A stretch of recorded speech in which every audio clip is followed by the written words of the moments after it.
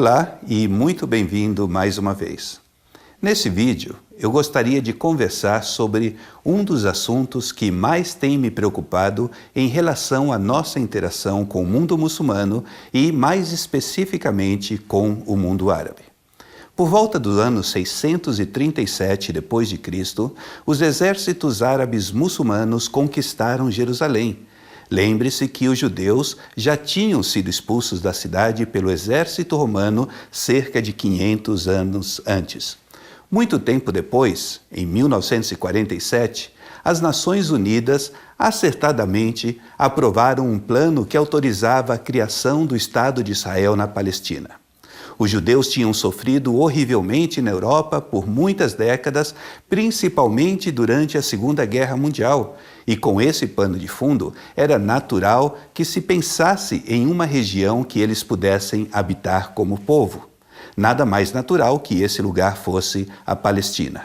Mas, por diferentes razões, as Nações Unidas se esqueceram que os árabes palestinos viviam naquela região por 1.310 anos. Em 1947, os árabes representavam aproximadamente 70% da população e possuíam cerca de 90% da terra. Os judeus representavam 30% da população e possuíam um pouco mais do que 6% da terra. No entanto, na divisão de terras aprovada pela ONU, foi determinado que mais de 50% do território ficaria nas mãos dos judeus. Os árabes palestinos não aceitaram o que eles consideraram uma grande injustiça, e a situação entre árabes palestinos e judeus foi se deteriorando. Um dos resultados é uma realidade muito triste. Hoje, milhões de árabes palestinos que foram expulsos de suas casas e de suas terras vivem em acampamentos de refugiados no Líbano e em outras partes da região. Alguns desses acampamentos que eu pude visitar são lugares fétidos, muito mais deploráveis que nossas favelas.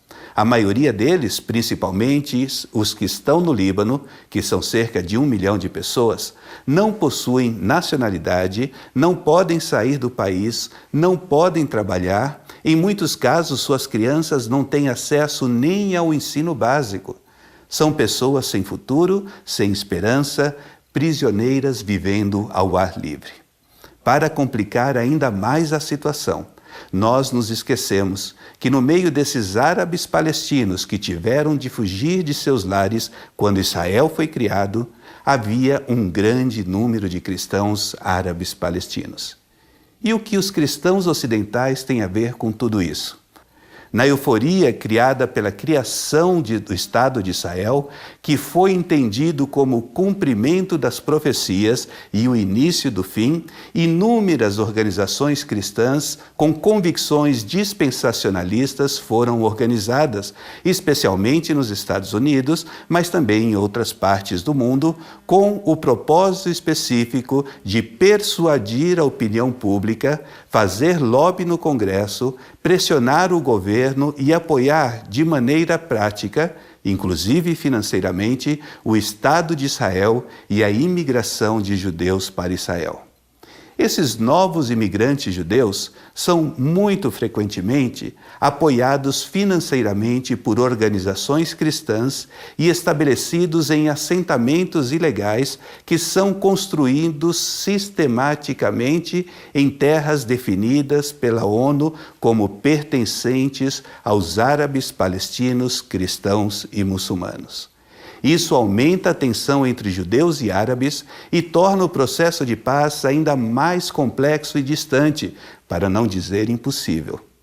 Toda essa situação causa um desgaste tremendo na frágil Igreja do Oriente Médio.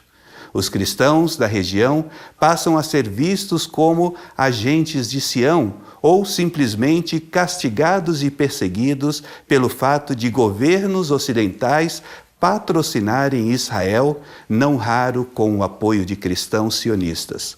Isso cria um obstáculo à evangelização dos árabes e deixa os cristãos locais em uma situação muito difícil. Um renomado teólogo britânico disse o seguinte, abro aspas, o ensino de Jesus e Paulo é muito claro: não amaldiçoar, não retaliar, não cometer violência. Ao invés disso, devemos oferecer amor, bênção e paciência. Então, seja o que for que o mundo disser ou que os israelenses digam, se os cristãos advogarem violência, opressão, roubo de terra e de água, destruição de olivais e de vinhas, demolição de casas e etc., e dizer que isso é justificado pela Bíblia, eles estão voluntariamente desobedecendo o ensino do nosso Senhor. Fecho aspas. Bom, minha oração é que o Senhor nos dê muita sabedoria para, como seguidores de Jesus de Nazaré, sejamos canais de vida e não de morte em toda e qualquer situação. Que o Senhor te abençoe grandemente.